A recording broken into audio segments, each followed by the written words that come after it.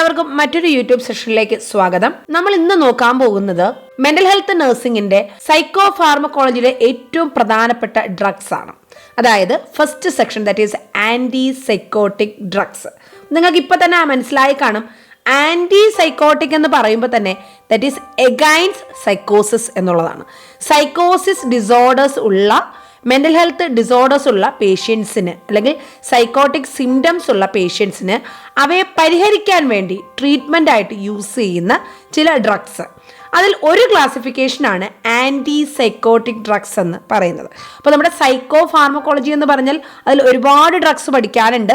സൈക്യാട്രിയിൽ നമ്മൾ യൂസ് ചെയ്ത എല്ലാ ഡ്രഗ്സും, ആൻറ്റി ഡിപ്രസൻസ്, ആങ്സിയോലൈറ്റിക്സ്, അങ്ങനെ ഒരുപാട് ക്ലാസിഫിക്കേഷൻസ് അതിനകത്ത് പഠിക്കാനുണ്ട്. അതിൽ ഏറ്റവും പ്രധാനപ്പെട്ട 6th സെമസ്റ്റർ പഠിക്കുന്ന നിങ്ങൾക്ക് ഏറ്റവും പ്രധാനമായിട്ട് എക്സാമിൻ്റെ ക്വസ്റ്റ്യൻ വരുന്ന ഒരു സെഷനാണ് ആൻറ്റി സൈക്കോട്ടിക് ഡ്രഗ്സ്.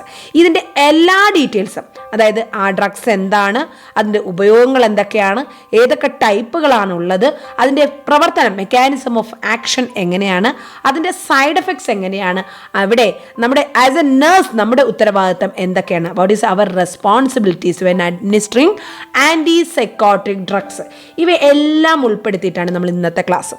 അപ്പോൾ ക്ലാസ് തുടങ്ങുന്നതിന് മുന്നേ മറ്റൊരു കാര്യം കൂടെ ഞാൻ പറയാം. ഈ ഒരു ഡ്രഗ്സ്, ഈ ഒരു ക്ലാസിഫിക്കേഷൻ ഞാൻ ഇന്ന് യൂട്യൂബ് സെഷനിൽ തിരഞ്ഞെടുക്കാൻ കാരണം നമ്മുടെ previous year question papers analyse ചെയ്യുമ്പോൾ മനസ്സിലാകുന്ന ഒരു കാര്യമാണ്. റിപ്പീറ്റഡ് ആയിട്ട് 10 മാർക്കിൻ്റെ എസ്സേയിലും 5 മാർക്കിൻ്റെ ക്വസ്റ്റ്യനിലും 2 മാർക്കിൻ്റെ ക്വസ്റ്റ്യനിലും ഈവൻ 1 മാർക്കിൻ്റെ ക്വസ്റ്റ്യനിലും, 1 മാർക്കിൻ്റെ ക്വസ്റ്റ്യൻ എന്ന് പറയുമ്പോൾ MCQയിൽ പോലും ആൻറ്റി സൈക്കോട്ടിക് ഡ്രഗ്സും അതിൻ്റെ പേരും അതിൻ്റെ സൈഡ് എഫക്ട്സും എല്ലാം എല്ലാ പോയിന്റിൽ നിന്നും ക്വസ്റ്റ്യൻസ് വരുന്നുണ്ട്. അപ്പോൾ നിങ്ങൾ വിചാരിക്കും, അപ്പോൾ 6th സെമ്മിൽ മാത്രമാണോ ഇത് ചോദിക്കുന്നത്? അല്ല, 6th സെമ്മിൽ മാത്രമല്ല, നിങ്ങളിത് നഴ്സിംഗ് കംപ്ലീറ്റ് ചെയ്ത് ഒരു ജോബിന് വേണ്ടിയിട്ട് എക്സാംസ് എഴുതുന്ന സമയത്തും അല്ലെങ്കിൽ ഹയർ സ്റ്റഡീസിന് വേണ്ടിയിട്ട് നിങ്ങളുടെ എൻട്രൻസുകൾ എഴുതുമ്പോഴും ഈ ഒരു സെഷനിൽ നിന്ന് ഒരുപാട് ക്വസ്റ്റ്യൻസ് ചോദിക്കാറുണ്ട്. Okay, so it is very very important topic. അപ്പോൾ നിങ്ങളുടെ സിലബസിൽ നിങ്ങൾക്ക് 5ാമത്തെ യൂണിറ്റിൽ മെൻ്റൽ ഹെൽത്ത് നഴ്സിംഗ് 1ൽ 5ാമത്തെ യൂണിറ്റിൽ സൈക്കോ ഫാർമക്കോളജി എന്ന് പറയുന്നൊരു സെഷനുണ്ട്. അതിൽ ഒരു ഡ്രഗ് മാത്രം, ഒരു ക്ലാസിഫിക്കേഷൻ മാത്രമാണ് നമ്മളിന്ന് പഠിക്കുന്നത്. ബാക്കിയുള്ള എല്ലാ സെക്ഷൻസും നമ്മൾ ഡീറ്റെയിൽ ആയിട്ട് നമ്മുടെ ട്യൂഷൻ ക്ലാസ്സസിൽ, ആസ് യു ഓൾ നോ, നമ്മളിവിടെ കംപ്ലീറ്റ് നഴ്സിംഗും ഫസ്റ്റ് സെം മുതൽ ലാസ്റ്റ് സെം വരെയുള്ള എല്ലാ സെമ്മിൻ്റെയും ട്യൂഷൻ നമ്മൾ നൽകുന്നുണ്ട്. അപ്പോൾ ഡീറ്റെയിൽ ആയിട്ട് സിലബസ് ബേസ്ഡ് ക്ലാസ്സസ് കേട്ട് നിങ്ങൾക്ക് പഠിക്കണമെങ്കിൽ കോഴ്സിന് ചേരാം. അതല്ല എങ്കിൽ നമ്മുടെ യൂട്യൂബിനകത്ത് തന്നെ, നമ്മുടെ യൂട്യൂബ് ചാനലിൽ തന്നെ നമ്മൾ ഒരുപാട് ഡീറ്റെയിൽ ആയിട്ട് മലയാളത്തിലുള്ള എക്സ്പ്ലനേഷനോട് കൂടിയ ഇമ്പോർട്ടൻറ്റ് ടോപ്പിക്സിൻ്റെ ക്ലാസ്സുകൾ അപ്ലോഡ് ചെയ്യുന്നുണ്ട്, അത് കാണാവുന്നതാണ്. അപ്പോൾ വീഡിയോ സ്കിപ്പ് ചെയ്യാതെ കാണുക. വീഡിയോ ഇഷ്ടപ്പെട്ട് കഴിഞ്ഞാൽ ലൈക്ക് ചെയ്യുക. അതുപോലെ തന്നെ നിങ്ങൾക്ക് ഈ വീഡിയോ കാണുമ്പോൾ എന്തെങ്കിലും സജഷൻസോ അല്ലെങ്കിൽ എന്തെങ്കിലും കമൻസോ പറയാനുണ്ടെങ്കിൽ അതും ഒന്ന് എഴുതാൻ മറന്നു പോകരുത്. ഓക്കെ, അപ്പോൾ നമുക്ക് സ്റ്റാർട്ട് ചെയ്യാം. Antipsychotic drugs. അപ്പോൾ നമ്മൾ ഈ ആൻറ്റി സൈക്കോട്ടിക് ഡ്രഗ്സ് ഷോർട്ടായിട്ട് പഠിച്ചിട്ട് കാര്യമില്ല. അതുകൊണ്ട് തന്നെ നമുക്ക് ടെക്സ്റ്റ് ബുക്ക് ഉപയോഗിച്ച് തന്നെ പഠിക്കാം. നമ്മളിവിടെ റെഫർ ചെയ്യുന്ന ടെക്സ്റ്റ് ബുക്ക് എന്ന് പറയുന്നത് ആർ ശ്രീവാണി മാഡത്തിൻ്റെ മെൻ്റൽ ഹെൽത്ത് നഴ്സിംഗിൻ്റെ ടെക്സ്റ്റ് ബുക്കാണ്. അപ്പം ഞാൻ ഞങ്ങളുടെ കുട്ടികളോടെല്ലാം, ട്യൂഷനിലുള്ള കുട്ടികളോടെല്ലാം പറയാറുണ്ട്, ഒരുപാട് ബുക്സ് ഉണ്ട്, എപ്പോഴും നമുക്ക് ഡീറ്റെയിൽ ആയിട്ട് പഠിക്കാൻ പറ്റുന്ന നല്ലൊരു ബുക്കാണ് ആർ ശ്രീവാണി മാമിൻ്റെത്.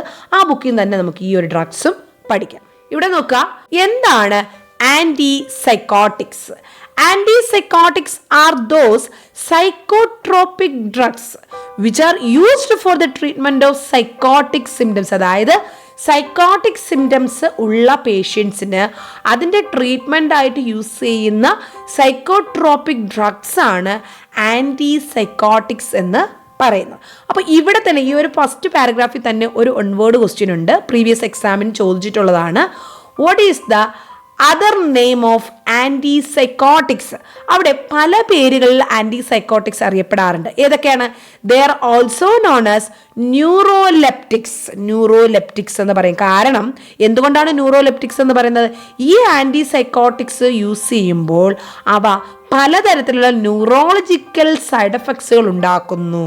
അതായത് നമ്മുടെ സൈക്കോട്ടിക് സിംറ്റംസ് ട്രീറ്റ് ചെയ്യാൻ വേണ്ടിയിട്ടാണ് ആൻറ്റി സൈക്കോട്ടിക്സ് എടുക്കുന്നത്. എന്നാൽ പോലും ഇതെന്ത് ചെയ്യുന്നുണ്ട്? ഈ ആൻറ്റി സൈക്കോട്ടിക്സിൻ്റെ യൂസ് പലതരത്തിലുള്ള ന്യൂറോളജിക്കൽ സൈഡ് എഫക്ട്സിന് കാരണമാകുന്നു. അതുകൊണ്ട് ഇതിനെ എന്ത് പറയുന്നു? ന്യൂറോലെപ്റ്റിക്സ് എന്ന് പറയുന്നത്. അവിടെയും ഒരു 1 വേർഡ് ക്വസ്റ്റ്യൻ ആണത്. അതായത് എന്തുകൊണ്ടാണ് ആൻറ്റി സൈക്കോട്ടിക്സിനെ ന്യൂറോലെപ്റ്റിക്സ് എന്ന് പറയുന്നത്? അതിന് 4 കാരണങ്ങൾ തന്നിട്ട് അതിൽ ഏതാണെന്ന് ചോദിക്കാം. അതിൻ്റെ കാരണം എന്താണ്? ന്യൂറോലെപ്റ്റിക്സ് എന്ന് വിളിക്കാൻ കാരണം ന്യൂറോളജിക്കൽ സൈഡ് എഫക്ട്സ് ഉണ്ടാകുന്നത് കൊണ്ടാണ്. ഇനി തിരിച്ചും ചോദിക്കാം, ആന്റിസൈക്കോട്ടിക്സിൽ എന്തുണ്ടാകുന്നു? ന്യൂറോളജിക്കൽ സൈഡ് എഫക്ട്സ് ഉണ്ടാകുന്നു. അതുകൊണ്ട് ഇതിന് എന്തെന്നാണ് അറിയപ്പെടുന്നത്? ന്യൂറോലെപ്റ്റിക്സ് എന്നാണ് അറിയപ്പെടുന്നത്. ഇതുപോലെ തന്നെ മറ്റൊരു ക്വസ്റ്റ്യൻ ചോദിച്ചിട്ടുണ്ട്, ഇതിൽ താഴെ പറയുന്നതിൽ ഏത് ഡ്രഗ്സിനെയാണ് മേജർ ട്രാങ്കുലൈസേഴ്സ് എന്ന് പറയുന്നത്? അവിടെ താഴെ ഓപ്ഷനിൽ ആന്റിസൈക്കോട്ടിക്സ് അല്ലെങ്കിൽ antidepressants, mood stimulating drugs, അങ്ങനെ പലതരത്തിലുള്ള ക്ലാസിഫിക്കേഷൻ കൊടുത്തിട്ടുണ്ടായിരുന്നു. ഓക്കെ, അപ്പോൾ അതിൽ നമ്മൾ മനസ്സിലാക്കേണ്ട ആന്റിസൈക്കോട്ടിക്സിനെ തന്നെയാണ് എന്തെന്ന് പറയുന്നത്? മേജർ ട്രാങ്കുലൈസേഴ്സ് എന്ന് പറയുന്നത്. അതുപോലെ തന്നെ ആന്റിസൈക്കോട്ടിക്സിന് വേറെന്ത് വിളിക്കുന്നു? D2 റിസപ്റ്റർ ബ്ലോക്കേഴ്സ് എന്ന് വിളിക്കുന്നുണ്ട്. ചില സാഹചര്യങ്ങൾ ഇതിനെ ആന്റി സ്കിസോഫ്രീനിക് ഡ്രഗ്സ് എന്നും പറയുന്നുണ്ട്. സ്കിസോഫ്രീനിയ നിങ്ങൾക്ക് അറിയാമായിരിക്കും. It's very very important. 10 mark, 5 mark, 2 mark, 1 mark എവിടെ വേണമെങ്കിലും ചോദിക്കാവുന്ന ഒരു ഇമ്പോർട്ടൻറ്റ് ഡിസോർഡർ ക്ലാസിഫിക്കേഷനാണ് സ്കിസോഫ്രീനിയ. അതിൻ്റെ ടൈപ്സ് ഒക്കെ ഒരുപാടുണ്ട്. നമ്മളതെല്ലാം ഡീറ്റെയിൽ ആയിട്ട് ട്യൂഷൻ ക്ലാസ്സിൽ പഠിക്കുന്നതായിരിക്കും.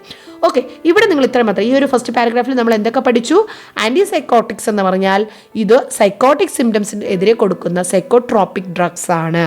ഇവയെ ന്യൂറോലെപ്റ്റിക്സ് എന്ന് വിളിക്കുന്നു, കാരണം ഇത് ന്യൂറോളജിക്കൽ സൈഡ് എഫക്ട്സ് പ്രൊഡ്യൂസ് ചെയ്യുന്നു. ഇവയെ മേജർ ട്രാങ്കുലൈസേഴ്സ് എന്ന് വിളിക്കുന്നുണ്ട്, D2 റിസപ്റ്റർ ബ്ലോക്കേഴ്സ് എന്ന് വിളിക്കുന്നുണ്ട്, ആന്റി സ്കിസോഫ്രീനിക് ഡ്രഗ്സ് എന്നും വിളിക്കുന്നുണ്ട്. ഇനി നമുക്ക് നെക്സ്റ്റ് ഇതിന്റെ ക്ലാസിഫിക്കേഷൻ നോക്കണം. കാരണം ഈ പേരുകൾ ഇപ്പം നിങ്ങളിവിടെ നോക്കുമ്പോൾ ഒരുപാട് ഡ്രഗ്സ് ഉണ്ട്. അതായത് നമ്മുടെ ആന്റിസൈക്കോട്ടിക് ഡ്രഗ്സ് എന്ന് പറഞ്ഞാൽ ഒരു ഡ്രഗ് അല്ല, പല തരത്തിലുണ്ട്. ഇപ്പം നമ്മൾ എക്സാമ്പിൾ പറഞ്ഞാൽ ഡയൂറോട്ടിക്സ് നമ്മൾ മുന്നേയുള്ള മെഡിക്കൽ സർജിക്കൽ നഴ്സിംഗിൽ അല്ലെങ്കിൽ അഡൽട്ട് ഹെൽത്ത് നഴ്സിംഗിൽ പഠിച്ചിട്ടുണ്ട്. ഡയൂറോട്ടിക്സ് എന്ന് പറഞ്ഞാൽ യൂറിൻ ഔട്ട്പുട്ട് കൂട്ടാൻ സഹായിക്കുന്ന ഒരു ഡ്രഗ്സ് ആണ്. എന്നാൽ അതിൽ ഒരുപാട് ടൈപ്സ് ഉണ്ട്. ലൂപ്പ് ഡയൂററ്റിക്സ് ഉണ്ട്, തൈസൈഡ്സ് ഉണ്ട്, അല്ലെ, അല്ലെങ്കിൽ പൊട്ടാസ്യം സ്പെയറിൻ ഡയൂററ്റിക്സ് ഉണ്ട്. അതുപോലെ ആന്റിസൈക്കോട്ടിക്സിനും പല ടൈപ്പ് ഉണ്ട്. അവ ഏതൊക്കെയാണ്? ഇത് നിങ്ങൾ ഒരുപാട് ഡീറ്റെയിൽ ആയിട്ട് പഠിക്കേണ്ട, കാരണം നിങ്ങൾക്ക് അത് കാണാതെ പഠിക്കാൻ പറ്റത്തില്ല. എല്ലാം കൂടെ ഒരുമിച്ച് കാണാതെ പഠിക്കാൻ പറ്റത്തില്ല. അത്രത്തോളം ഡീറ്റെയിൽ ആയിട്ട് നമ്മൾ പഠിക്കേണ്ട കാര്യമില്ല, കാരണം നമ്മൾ നേഴ്സസ് ആണ്. നമ്മളിത് അറിഞ്ഞിരിക്കണം, ഐഡന്റിഫൈ ചെയ്യാൻ അറിഞ്ഞിരിക്കണം എന്ന് മാത്രമേ ഉള്ളൂ.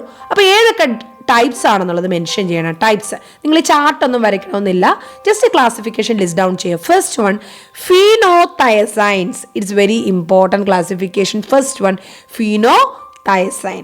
ഇതിനകത്താണ് മോസ്റ്റ് കോമൺലി യൂസ് ചെയ്യുന്ന ആൻറ്റിസൈക്കോട്ടിക്സ് ആയിട്ട് വരുന്ന ക്ലോർപ്രൊമസൈൻ. അതായത് നിങ്ങളൊരു മെൻ്റൽ ഹെൽത്ത് ഹോസ്പിറ്റലിൽ നിങ്ങൾ പോസ്റ്റിങ്ങിന് പോകുമ്പോൾ ഒരുവിധമുള്ള സൈക്കോട്ടിക് പേഷ്യൻസിനെല്ലാം അല്ലെങ്കിൽ സൈക്കോസിസ് ഉള്ള പേഷ്യൻസിന് നോക്കിക്കഴിഞ്ഞാൽ എല്ലാവർക്കും കൊടുക്കുന്ന ഒരു ഡ്രഗാണ് ക്ലോർപ്രൊമസൈൻ എന്ന് പറയുന്നത്. അപ്പോൾ ഇത് ഫാർമക്കോളജിക്കൽ നെയിമാണ് ക്ലോർപ്രൊമസൈൻ എന്ന് പറയുന്നത്. അപ്പോൾ അതിൻ്റെ ട്രേഡ് നെയിം പലതുണ്ടാകും. ഇവിടെ ഒരുപാട് പേരുകൾ കൊടുത്തിട്ടുണ്ട്. ഇതൊന്നും നിങ്ങൾ കാണാതെ പഠിക്കേണ്ട കാര്യമില്ല, ഈ പേര് മാത്രം നിങ്ങൾ കാണാതെ പഠിക്കുക. ഫിനോതയസൈൻ എന്നുള്ള ഫസ്റ്റ് ക്ലാസിഫിക്കേഷൻ്റെ എക്സാമ്പിളാണ് ക്ലോർപ്രൊമസൈൻ എന്ന് പറയുന്നത്. ഇനി വേറെ എന്തൊക്കെ എക്സാമ്പിൾ അതിനകത്ത് വരുന്നുണ്ട്? ട്രൈഫ്ലൂപ്രൊമസൈൻ, തയോറിഡസൈൻ, ട്രൈഫ്ലോഓപ്രസൈൻ, ഫ്ലൂഫെനസൈൻ, ഡെക്കോണൈറ്റ്. ഇതെല്ലാം ഫീനോതയസൈനിൽ വരുന്നതാണ്. ഇതിൽ മോസ്റ്റ് കോമൺ ആയിട്ട് കൊടുക്കുന്നത് ക്ലോർപ്രൊമസൈൻ ആണ്. നെക്സ്റ്റ് അടുത്ത രണ്ടാമത്തെ ക്ലാസിഫിക്കേഷൻ വരുന്നത് തയോസാന്തീൻസ്. തയോസാന്തീൻസിന് എക്സാമ്പിൾ എന്താണ്? ഫ്ലൂപെൻടിക്സോൾ. ഫ്ലൂപെൻടിക്സോൾ ആണ് തയോസാന്തീൻസിന്റെ എക്സാമ്പിൾ. നെക്സ്റ്റ് മൂന്നാമത്തെ ക്ലാസിഫിക്കേഷൻ വരുന്നത് ബ്യൂട്ടിറോഫിനോൺസ്. ഇതും ഇമ്പോർട്ടൻ്റ് ആയിട്ടുള്ള ഒരു ക്ലാസിഫിക്കേഷനാണ്. ബ്യൂട്ടിറോഫിനോൺസ് മോസ്റ്റ് കോമൺലി മെൻ്റൽ ഹെൽത്ത് നഴ്സിംഗിൽ അല്ലെങ്കിൽ സൈക്യാട്രിക് ഡിസോർഡേഴ്സിലുള്ള പേഷ്യൻസിന് യൂസ് ചെയ്യുന്ന ഡ്രഗാണ് ഈ ഒരു ബ്യൂട്ടിറോഫിനോൺ ക്ലാസിഫിക്കേഷനിൽ വരുന്ന ഹാലോപെരിഡോൾ. ഓക്കെ, അപ്പോൾ എന്തൊക്കെ ക്ലാസിഫിക്കേഷൻ നമ്മൾ പറഞ്ഞു? First classification phenothiazine, and example chlorpromazine. രണ്ടാമത്തെ ക്ലാസിഫിക്കേഷനാണ് തയോസാന്തീൻസ്, ആൻഡ് എക്സാമ്പിൾ ആണ് ഫ്ലൂപെൻടിക്സോൾ. നെക്സ്റ്റ് തേർഡ് വൺ ബ്യൂട്ടിറോഫിനോൺസിന് എക്സാമ്പിൾ എന്താണ്? ഹാലോപെരിഡോൾ. ഇതുപോലെ ഓരോ ഡ്രഗ് എക്സാമ്പിൾ ആയിട്ട് പഠിച്ചു വെക്കുക. നെക്സ്റ്റ് ഫോർത്ത് ക്ലാസിഫിക്കേഷൻ ആണ് diphenyl butyl. Okay, diphenyl butyl, അതിന് എക്സാമ്പിൾ എന്താണ്? Pimozide. Next one piperidines and penfluridol. Next indolic derivatives, molindone. Next dibenzoxazepines, loxapine. Next one atypical antipsychotics, that is clozapine, disperidone, olanzapine, quetiapine, ziprasidone. ഇങ്ങനെ പല types ഉണ്ട്. പിന്നെ other ക്ലാസിഫിക്കേഷനിൽ റെസർപൈൻ ഉണ്ട്. Okay, റെസർപൈൻ ഉണ്ട്. അപ്പോൾ ഇത്രയുമാണ് ഇതിൻ്റെ ക്ലാസിഫിക്കേഷൻ. അപ്പോൾ നിങ്ങൾക്ക് ഇപ്പോൾ തന്നെ പേരുകളെല്ലാം കേട്ടപ്പോൾ ദൈവം ഇതൊക്കെ കാണാതെ പഠിക്കണോ എന്നുള്ളൊരു പേടി ഉണ്ടാവും. ഇത്രയും കാണാതെ പഠിക്കേണ്ട. നിങ്ങളിതിൽ പഠിക്കേണ്ടത്, നിങ്ങൾക്ക് 6th സെമ്മിന് അറിഞ്ഞിരിക്കേണ്ട, അല്ലെങ്കിൽ ആസ് എ നേഴ്സ് നിങ്ങൾ അറിഞ്ഞിരിക്കേണ്ട കോമൺ ഡ്രഗ്സ് മാത്രം പഠിച്ചാൽ മതി. ക്ലാസിഫിക്കേഷൻസ് എല്ലാം നിങ്ങൾ ലിസ്റ്റ് ഡൗൺ ചെയ്യണം. First one phenothiazine, an example chlorpromazine. രണ്ടാമത് തയോസാന്തീൻസ്, ഫ്ലൂപെന്തിക്സോൾ എഴുതുക. മൂന്നാമത് ബ്യൂട്രോഫിനോൺസ്, ആൻ എക്സാമ്പിൾ ഹാലോപെരിഡോൾ, അതും എഴുതുക. നെക്സ്റ്റ് നാലാമത് ഡൈഫിനൈൽ ബ്യൂട്ടൈലും, അഞ്ചാമത് പിപ്പരിഡിനും, ആറാമത് ഇൻഡോളിക് ഡെറിവേറ്റീവ്സിനും. നിങ്ങൾ എക്സാമ്പിൾ എഴുതിയില്ലെങ്കിലും പ്രശ്നമില്ല, കാരണം അത് അത്രയും കോമൺ ആയിട്ട് യൂസ് ചെയ്യുന്ന ഡ്രഗ്സ് അല്ല. ഏഴാമത് ഡൈബെൻസോക്സ് സെപ്പൈൻസ്, അതും എഴുതണ്ട, എക്സാമ്പിൾ എഴുതണ്ട. ഈ 4 ക്ലാസിഫിക്കേഷൻ മാത്രം നിങ്ങൾ എഴുതുക. Diphenyl butyl, piperidines, indolic derivatives, dibenzoxazepines, ഇത്രയും പേരുകൾ എഴുതുക. നെക്സ്റ്റ് 8ാമത്തെ ക്ലാസിഫിക്കേഷൻ എന്താണ് വരുന്നത്? Atypical antipsychotics. It's very important, example അറിഞ്ഞിരിക്കണം. ഏടിപ്പിക്കൽ ആന്റിസൈക്കോട്ടിക്സിന് എക്സാമ്പിൾ ഏതൊക്കെയാണ്? ക്ലോസപ്പൈൻ, റിസ്പെരിഡോൺ, ഓലൻസപ്പൈൻ. ഈ 3 പേരുകൾ നിങ്ങൾ എഴുതുക. ക്ലോസപ്പൈൻ, റിസ്പെരിഡോൺ, ഓലൻസപ്പൈൻ, 3 പേരുകൾ ഏറ്റിപ്പിക്കൽ ആന്റിസൈക്കോട്ടിക്സ്. ഇതും എക്സാമിന് ഓൺവേർഡ് ആയിട്ട് ചോദിക്കാം. താഴെ പറയുന്നതിൽ എക്സാമ്പിൾ ഏറ്റിപ്പിക്കൽ ആന്റിസൈക്കോട്ടിക്സിന് എക്സാമ്പിൾ ഏതാണ്?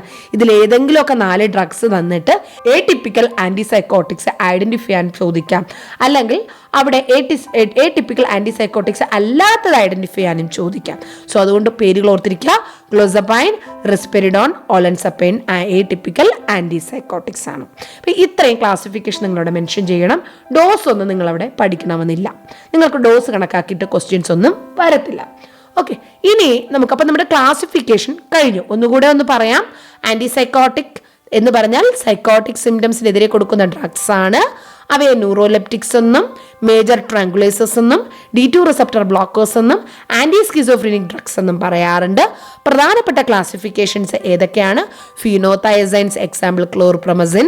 രണ്ടാമത് തയോസാന്തൈൻസ്, ഫ്ലൂപെന്തിക്സോൾ ആണ്. മൂന്നാമത് ബ്യൂട്രോഫിനോൺസ്, ഹാലോപെരിഡോൾ ആണ്. നാലാമത് ഡൈഫിനൈൽ ബ്യൂട്ടൈലും. അഞ്ചാമത് പിപ്രിഡിൻസും.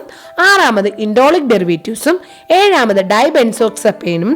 എട്ടാമത് ഏറ്റിപ്പിക്കൽ antipsychotics.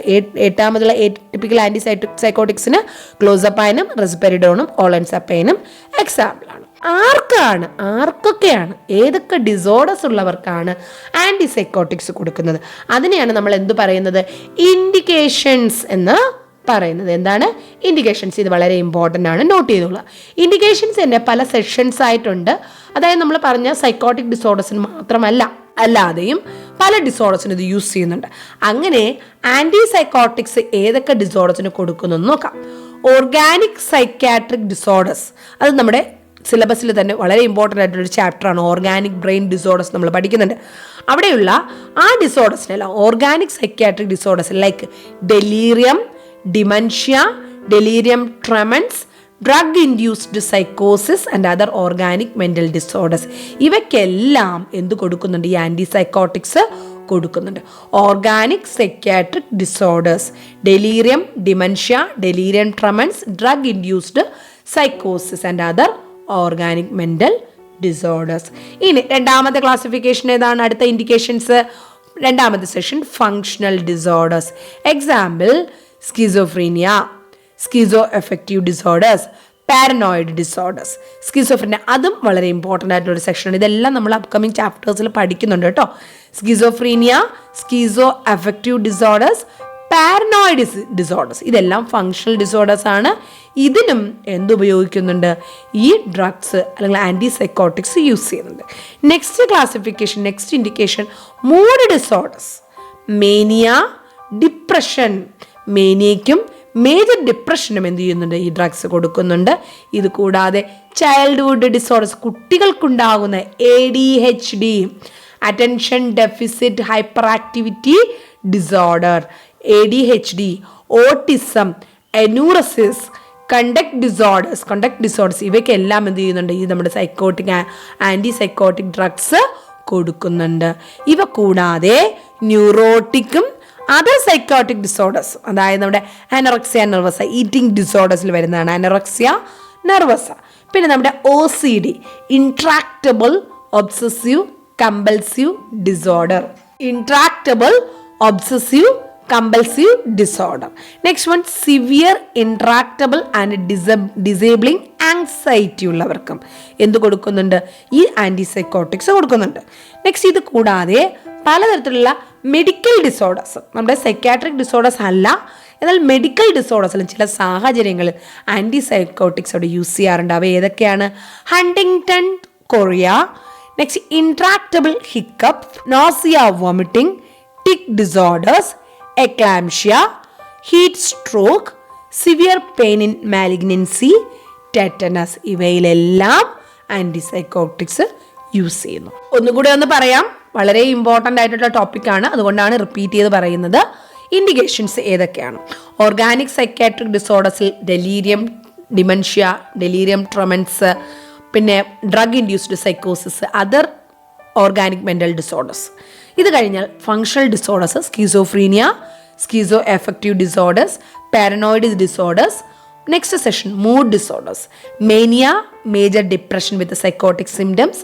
Next childhood disorders, attention deficit hyper activity disorders, autism, enuresis, conduct disorders. Next അത് കഴിഞ്ഞാൽ neurotic and other psychiatric disorders, anorexia nervosa, intractable obsessive compulsive disorder, severe intractable and disabling anxiety, medical ഡിസോർഡേഴ്സിലേക്ക് Huntington chorea, intractable hiccup, nausea vomiting, tic disorder, eclampsia, heat stroke, severe pain in malignancy, tetanus. അത്രയും മനസ്സിലായല്ലോ. അപ്പോൾ ഈ നമ്മളിവിടെ വായിച്ച എല്ലാ ഡിസോർഡേഴ്സും നമ്മുടെ 10 മാർക്കിൻ്റെ 5 മാർക്കിൻ്റെ ഒക്കെ എസ്സേ ആണ്. Anorexia nervosa, OCD, mania, depression, schizophrenia, paranoid disorders, ഇതെല്ലാം നമ്മൾ അടുത്ത ചാപ്റ്ററുകളിൽ പഠിക്കുന്നുണ്ട്. അപ്പോൾ അവിടെ നമുക്കിത് ഡീറ്റെയിൽ ആയിട്ട് പഠിക്കാം. ഇനി അടുത്തിവിടെ പറയാൻ പോകുന്നത് എന്താണ് ഇതിൻ്റെ ഫാർമോക്കോകൈനറ്റിക്സ്. എന്താണ് ഫാർമോക്കോകൈനറ്റിക്സ്? നമ്മൾ ഫാർമക്കോളജി പഠിക്കുമ്പോൾ പഠിക്കുന്നുണ്ട് അല്ലേ. നമ്മൾ ഓറലി കഴിക്കുന്ന ഡ്രഗ്സ്, അതിൻ്റെ മൂവ്മെൻറ്റ് എങ്ങനെയാണ്, എങ്ങോട്ട് പോകുന്നു, എവിടെ ബൈൻഡ് ചെയ്യുന്നു, ഇങ്ങനെയുള്ള കാര്യങ്ങളാണ് നമ്മളവിടെ ഫാർമക്കോകൈനറ്റിക്സിൽ പഠിക്കുന്നത്. അപ്പോൾ ആൻറ്റിസൈക്കോട്ടിക്സിൻ്റെ ഫാർമക്കോകൈനറ്റിക്സ് എന്താണെന്ന് നോക്കാം. Antipsychotics when administered orally are absorbed variably from the gastrointestinal tract.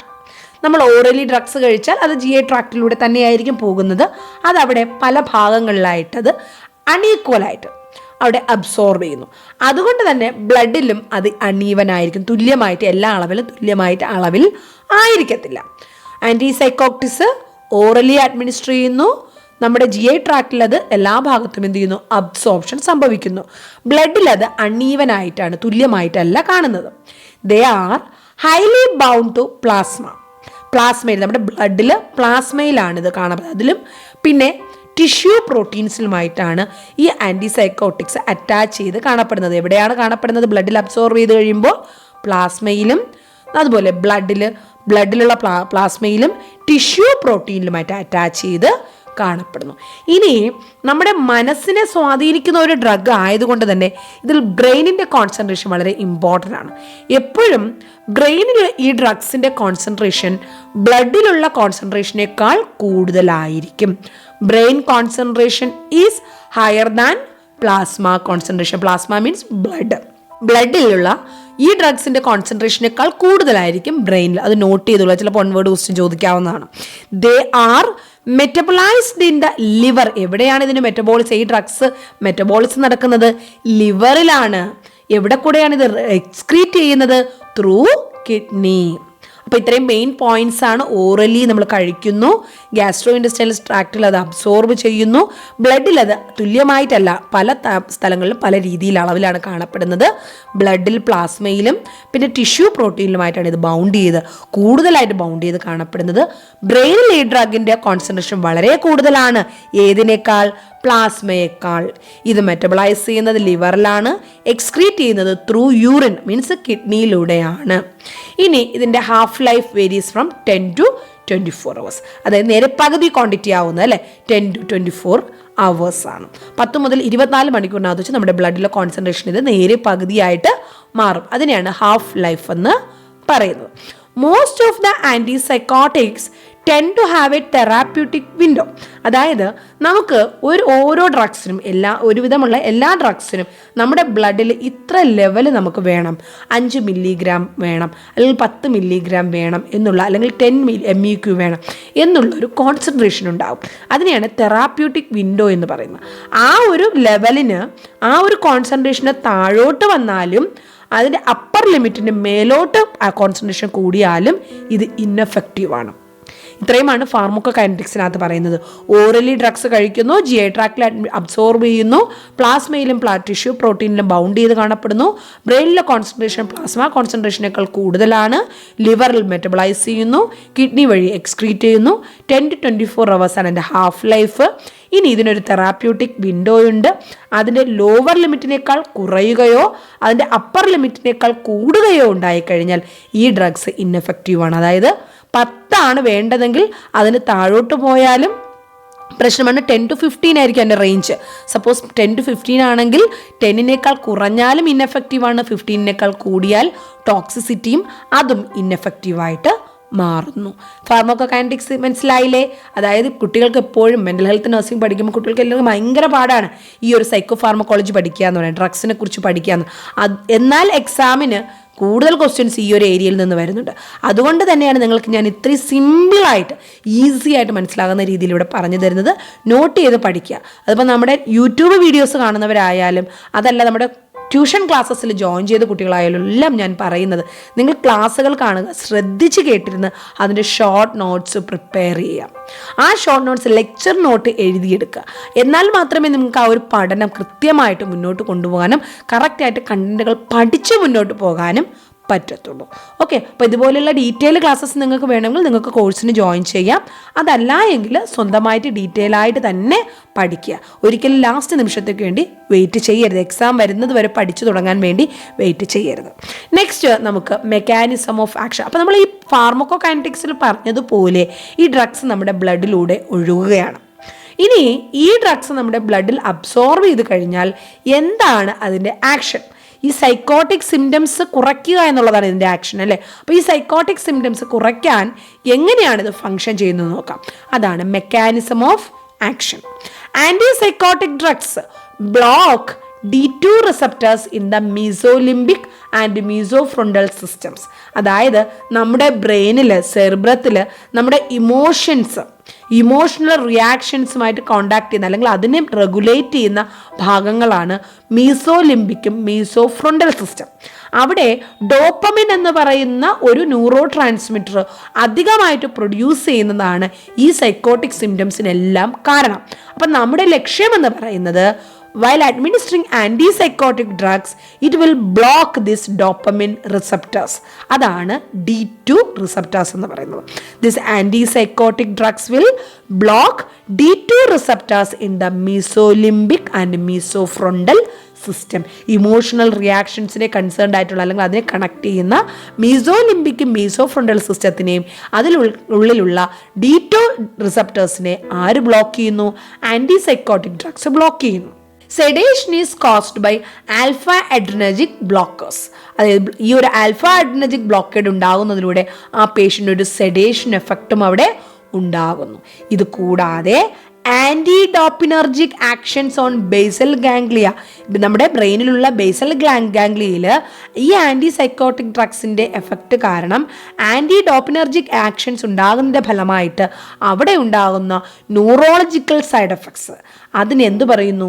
Extra pyramidal symptoms അല്ലെങ്കിൽ EPS. It's very very very important, repeatedly asked question. Extra pyramidal symptoms മാത്രമായിട്ട് 5 മാർക്കിന് ചോദിച്ചിട്ടുണ്ട്, 2 മാർക്കിന് ചോദിച്ചിട്ടുണ്ട്, 1 മാർക്ക് ചോദിച്ചിട്ടുണ്ട്. So it's very very important. Antipsychotics കഴിക്കുമ്പോൾ അവിടെ anti dopaminergic actions ഉണ്ടാകുന്നു. ബേസൽ ഗാംഗ്ലിയയിൽ ഈ ആൻറ്റി ഡോപ്പിനർജിക് ആക്ഷൻസ് ഉണ്ടാകുന്നതിൻ്റെ ഫലമായിട്ട് നമ്മുടെ ന്യൂറോളജിക്കൽ സൈഡ് എഫക്ട്സ് ഉണ്ടാകുന്നു. നമുക്ക് ആ സൈഡ് എഫക്ട്സിന് എന്ത് പറയുന്നു? ഒരുപാട് സൈഡ് എഫക്ട്സ് ഉണ്ടാകുന്നുണ്ട്. അതിൽ ഏറ്റവും പ്രധാനപ്പെട്ട സൈഡ് എഫക്റ്റ് ആണ് EPS അല്ലെങ്കിൽ എക്സ്ട്രാ പിരമിഡൽ സിംറ്റംസ് എന്ന് പറയുന്നത്. അപ്പോൾ ഇതാണ് പ്രധാനമായിട്ടുള്ള ആക്ഷൻ. ഇത് കൂടാതെ ഇനി എടിപ്പിക്കൽ ആൻറ്റിസൈക്കോട്ടിക്സ് ആണെങ്കിൽ, അതായത് നമ്മൾ ക്ലാസിഫിക്കേഷൻ പഠിച്ചപ്പോൾ പല ടൈപ്പിലുള്ള ആൻറ്റിസൈക്കോട്ടിക്സ് പറഞ്ഞില്ലേ, അതിൽ എടിപ്പിക്കൽ ആൻറ്റിസൈക്കോട്ടിക്സ് ആണെങ്കിൽ അവയ്ക്ക് എന്തിനുള്ള പവർ കൂടെയുണ്ട്? ആൻറ്റി സെറട്ടോനെർജിക് ഫംഗ്ഷനും ആൻറ്റി അഡ്രിനർജിക് ആക്ഷനും ആൻറ്റി ഹിസ്റ്റമിനർജിക് ആക്ഷനും അവിടെ ഉണ്ട്. സെറട്ടോണിൻ്റെ അളവ് കുറയ്ക്കുന്നു, ആൻറ്റി സെറട്ടോനെർജിക്, ആൻറ്റി അഡ്രിനർജിക്, അഡ്രിനാലിൻ്റെ പ്രൊഡക്ഷൻ കുറയുന്നു, ആൻറ്റി ഹിസ്റ്റമിനർജിക്, അതായത് ഹിസ്റ്റമിൻ്റെ അളവ് കുറയുന്നു അല്ലെ. ഈ ആക്ഷൻസ് എല്ലാം ആർക്ക് കൂടെ ഉണ്ട്? എടിപ്പിക്കൽ ആൻറ്റിസൈക്കോട്ടിക്സിന് ഉണ്ട്.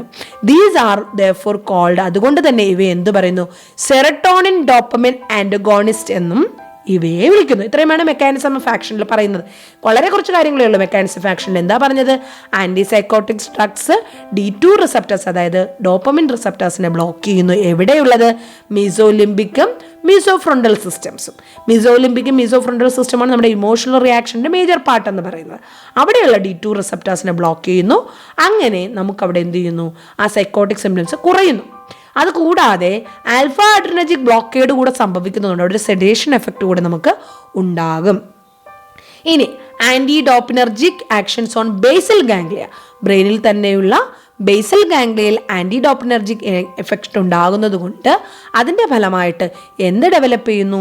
എക്സ്ട്രാ പിരമിഡൽ സിംറ്റംസ് അല്ലെങ്കിൽ EPS ഡെവലപ്പ് ചെയ്യുന്നത്. എന്താണ് എക്സ്ട്രാ പിരമിഡൽ സിംറ്റംസ് എന്ന് അടുത്ത് നമ്മൾ പഠിക്കുന്നുണ്ട്. നെക്സ്റ്റ്, നമ്മൾ കഴിക്കുന്ന ആൻറ്റിസൈക്കോട്ടിക്സിലെ എടിപ്പിക്കൽ ആൻറ്റിസൈക്കോട്ടിക്സ് ഉണ്ടെങ്കിൽ അവയ്ക്ക് എന്ത് ഫങ്ഷൻസ് ഉണ്ട്? ആൻറ്റി സെറട്ടോനർജിക് ഫങ്ഷൻ ഉണ്ട്, ആൻറ്റി അഡ്രിനർജിക് ഫങ്ഷൻ ഉണ്ട്, ആൻറ്റി ഹിസ്റ്റമിനർജിക് ഫങ്ഷൻസും ഉണ്ട്. അതുകൊണ്ട് ഇവയെ എന്ത് പറയുന്നു? സെറട്ടോണിൻ ഡോപ്പമിൻ ആന്റഗോണിസ്റ്റ് എന്ന് വിളിക്കുന്നു. മനസ്സിലായല്ലോ? ഇനി അടുത്ത് നമ്മൾ നോക്കാൻ പോകുന്നത് adverse effects or side effects of antipsychotics drugs. Very very important topic. ഇതിലുള്ള ഓരോ പോയിന്റും നമ്മൾ നോട്ട് ചെയ്ത് പഠിക്കുക. ഏത് സെഷനിൽ നിന്ന് വേണമെങ്കിലും ക്വസ്റ്റ്യൻസ് ചോദിക്കാം. അതായത് ആൻറ്റിസൈക്കോട്ടിക്സ് ഡ്രഗ്സ് കഴിക്കുമ്പോൾ കോമൺലി ഉണ്ടാകുന്ന അഡ്വേഴ്സ് എഫക്ട്സ് അല്ലെങ്കിൽ സൈഡ് എഫക്ട്സുകൾ എന്തൊക്കെയാണ്? അവയെ പലതായിട്ട് ക്ലാസിഫൈ ചെയ്തിട്ടുണ്ട്. First one EPS, extra pyramidal symptoms. രണ്ടാമത് ഓട്ടോണമിക് സൈഡ് എഫക്ട്സ്. മൂന്നാമത് സീഷേഴ്സ്. നാലാമത് സെഡേഷൻ. അഞ്ചാമത് അതർ എഫക്ട്സ്. ഇങ്ങനെ 5 സെക്ഷൻസ് ആയിട്ടാണ് സൈഡ് എഫക്ട്സ് പറയുന്നത്. ഇതിൽ നമുക്ക് first one extra pyramidal symptoms എന്തൊക്കെയാണെന്ന് നോക്കാം. അതായത് കുറേ സിംറ്റംസിനെ ഒരുമിച്ചാണ് ആൻറ്റിസൈക്കോട്ടിക്സ് എടുക്കുന്ന പേഷ്യൻസിന് കോമൺ ആയിട്ടുണ്ടാകുന്ന മെയിൻ ആയിട്ടുള്ള സൈഡ് എഫക്റ്റ് ആണ് എക്സ്ട്രാ പിരമിഡൽ സിംറ്റംസ്. ആ സിംറ്റംസ് എന്ന് ആ പ്ലൂറലിൽ നിന്ന് തന്നെ മനസ്സിലാവും ഇത് അവിടെ ഒരു പ്രോബ്ലം അല്ല ഉണ്ടാകുന്നത്. There are multiple issues for that patient. അവ ഏതൊക്കെയാണെന്ന് നോക്കാം. എക്സ്ട്രാ പിരമിഡൽ സിംറ്റംസിന്റെ first problem neuroleptic induced parkinsonism. Parkinsonism നിങ്ങൾ പഠിക്കുന്ന ഒരു ഡിസോർഡറാണ്. മെൻ്റൽ ഹെൽത്ത് നഴ്സിംഗിലും പഠിക്കുന്നുണ്ട്. നിങ്ങൾ ന്യൂറോളജിക്കൽ ഡിസോർഡേഴ്സിലും പഠിച്ചിട്ടുള്ള ഒരു ഇമ്പോർട്ടൻറ്റ് ഡിസീസാണ് പാർക്കിൻസോണിസം എന്ന് പറയുന്നത്. ഇവിടെ ഈ ഡ്രഗ്സ് കഴിക്കുന്നതിൻ്റെ ഫലമായിട്ട് ആ പാർക്കിൻസോണിസം ഉള്ള പേഷ്യൻ്റിന് ഉണ്ടാകുന്ന അതേ സിംറ്റംസ് ഇവിടെ നമ്മുടെ ഈ ഒരു പേഷ്യൻറ്റിനും ഉണ്ടാകുന്നു. അതുകൊണ്ട് തന്നെയാണ് ഇതിന് എന്ത് പറയുന്നത്?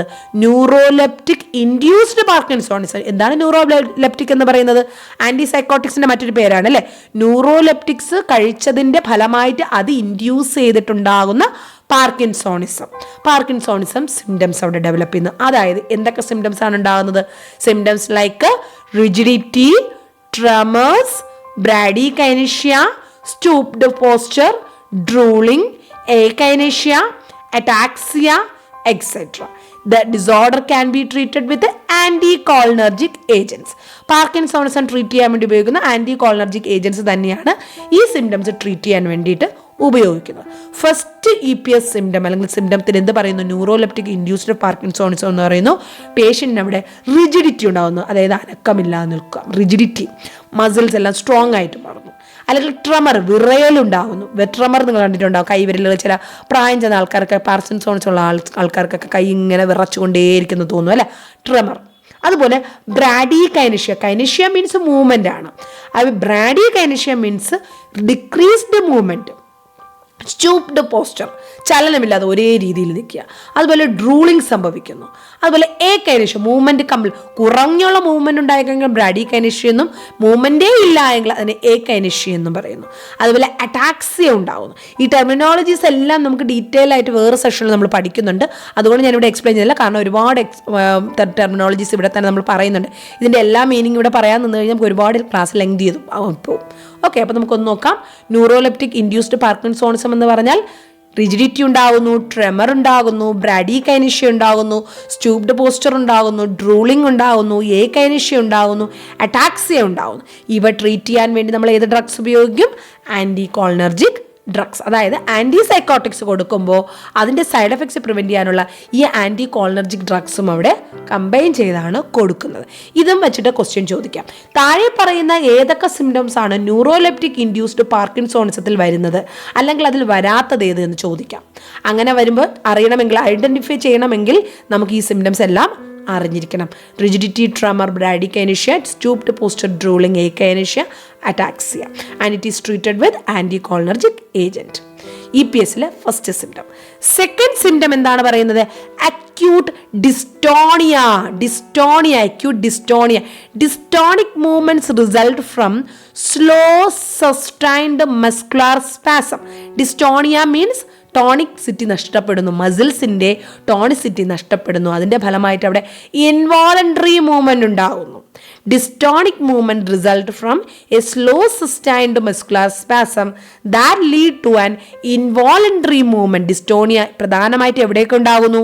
നെക്കിലും, ജോയിലും, ടങ്കിലും, പിന്നെ ചിലപ്പോൾ കംപ്ലീറ്റ് എൻറ്റയർ ബോഡിയിലും, അതായത് ഒപ്പിസ്തോട്ടോണോസ് എന്നാണ് പറയുന്നത്. എൻറ്റയർ ബോഡിയിലും ഈ ഒരു ഇൻവോളണ്ടറി മൂവ്മെന്റ് ഉണ്ടാകുന്നതിന് എന്ത് പറയുന്നു? ഒപ്പിസ്തോട്ടോണോസ് എന്ന് പറയുന്നു. There is also involvement of eyes leading to upward lateral movement of the known as oculogyric crisis. അതായത് നമ്മുടെ കണ്ണിൻ്റെ മുകളിൽ ലാറ്ററൽ ആയിട്ടുള്ള movement, involuntary movement of the I, upward lateral movement of the I. ഇതിനെ എന്ത് പറയുന്നു? ഒക്കുലോഗൈറിക് ക്രൈസിസ് എന്നാണ് പറയുന്നത്. പറ്റിയാൽ ഓർത്തിരിക്കുക, ചിലപ്പോൾ ഒൺവേർഡിനൊക്കെ ചോദിച്ചാൽ അറിഞ്ഞിരിക്കാൻ വേണ്ടിയിട്ട്. അപ്പോൾ അക്യൂട്ട് ഡിസ്റ്റോണിയ എന്ന് പറഞ്ഞാൽ നമ്മുടെ സ്ലോ ആയിട്ടുള്ള മസ്കുലർ സ്പാസം ഉണ്ടാകുന്നു. അതിൻ്റെ ഫലമായിട്ട് ഇൻവോളണ്ടറി മൂവ്മെന്റ് ഉണ്ടാകുന്നു. പ്രധാനമായിട്ട് ഇത് എഫക്ട് ചെയ്യുന്നത് നമ്മുടെ നെക്കും, ജോയും, ടങ്കും മസിൽസാണ്. കംപ്ലീറ്റ് ബോഡി ഇത് എഫക്ട് ചെയ്ത് കഴിഞ്ഞാൽ അതിനെന്ത് പറയുന്നു? ഒപ്പിസ്തോട്ടോണോസ് എന്നാണ് പറയുന്നത്.